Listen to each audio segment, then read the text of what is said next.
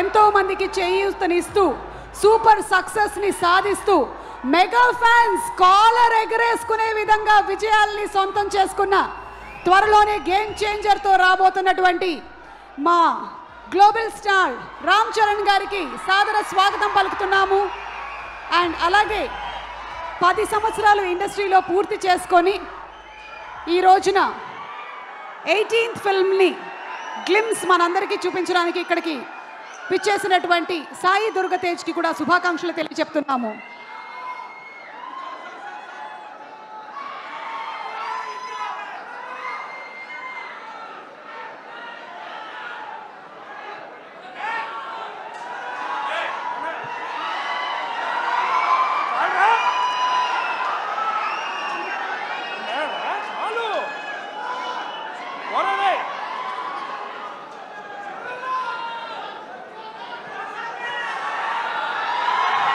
మీరిద్దరూ మాట్లాడే ముందు స్వామి శరణం స్వామి, మీరిద్దరూ మాట్లాడే ముందు మీ ఇద్దరి మధ్యలో ఉండేటువంటి ఆ అనుబంధం అక్కడ మాకు కొన్ని చిన్న చిన్న జిమిక్కులు కనిపించాయి.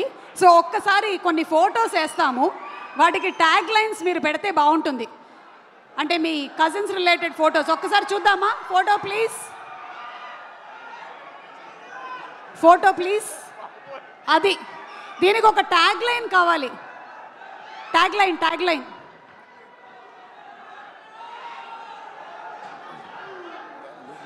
ఎవరైనా చెప్పచ్చు.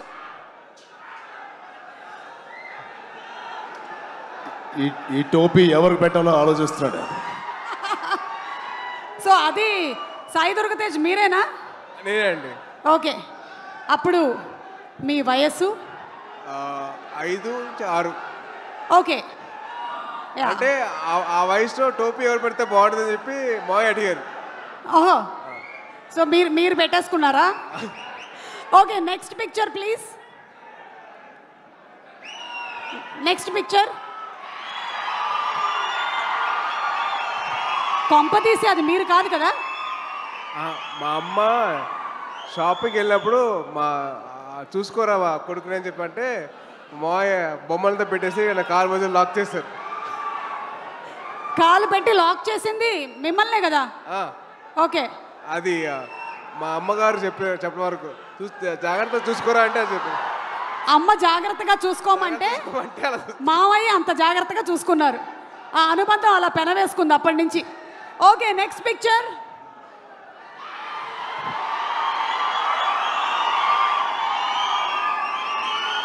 అంటే ఈరోజు సెలబ్రేషన్స్లో అక్కడ చాలామంది మీరు అక్కడ చేస్తున్న పని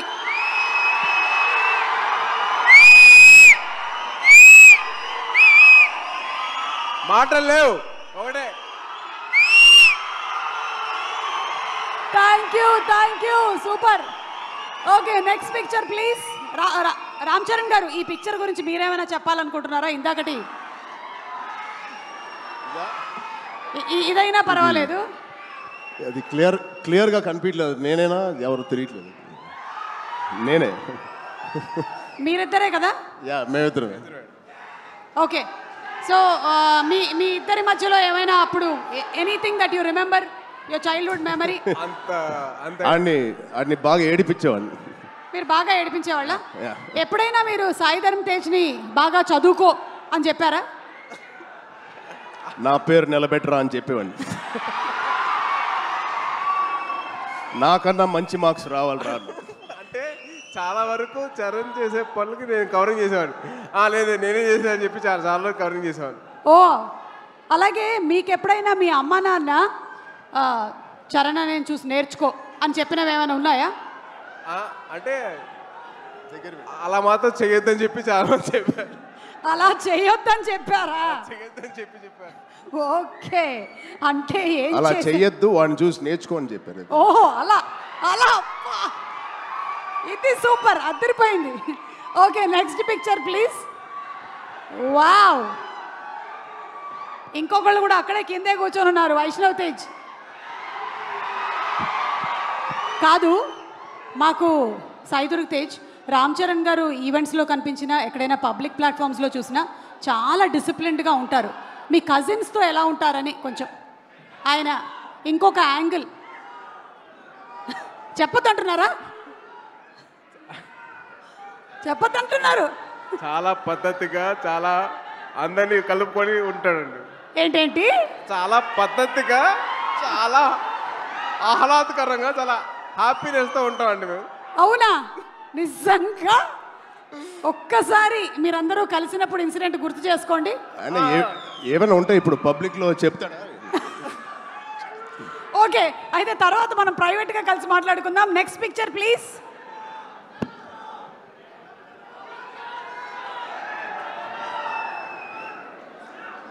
ఏమండి అమ్మా మీరు ఇలా సరదా తీర్చుకున్నారా?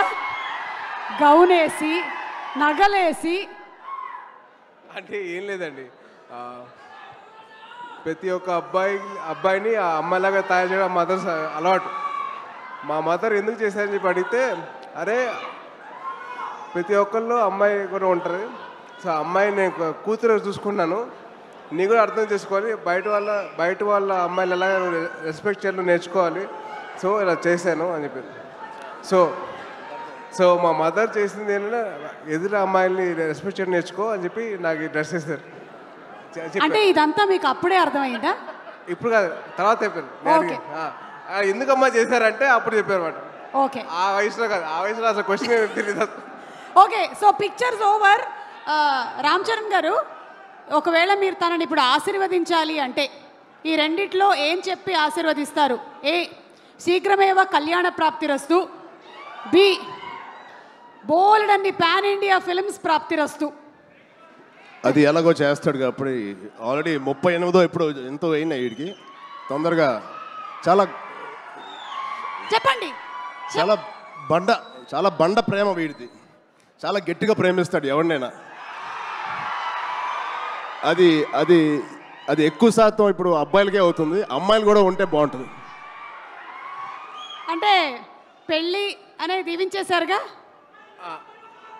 అయిపోయింది బాబు. అట్లా అంతే అనుకోండి. అంతే అంతే. అక్కడ ఆల్రెడీ సంసార సాగరాన్ని ఈదుతున్నారు. ఇప్పుడు 41 రోజుల మాలలో ఉన్నారు స్వామి. ఓకే, ఏదైనా ఇప్పుడు మనం ఊచకోత గురించి మాట్లాడాం కాబట్టి ఏ టైంలో జనరలీ రామ్ చరణ్ గారి సరౌండింగ్స్లో ఉండకూడదు? అంటే ఊచకోత అంటే కోపం వచ్చే టైం. ఎప్పుడు లేదు, ఎప్పుడు హ్యాపీగా ఉంటాను. అవునా? చాలా వరకు ఉపాసన గారు చాలా కోపం అనేది చాలా తక్కువ అండి. నేను చూసినంత వరకు అయితే కోపం చాలా తక్కువ. అంటే అసలు ఇప్పుడు పైగా